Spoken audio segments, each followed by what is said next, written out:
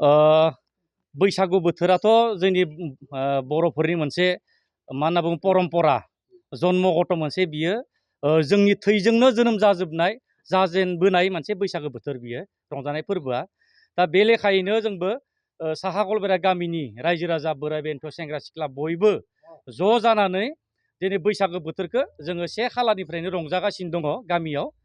दा बेखायनो जोङो बयबो सारा बुहुम नाङैनो बैसागो बोथोरखौ रंजानाय फोरबो फालिदों। जिहेतु जोंबो साहा गलबेरा गामियाबो बिदिनो जोङो रंजानाय बोथोरखौ गामिनि सेंग्रा सिख्ला बयबो ज'यैनो जोङो रंजादों आरो।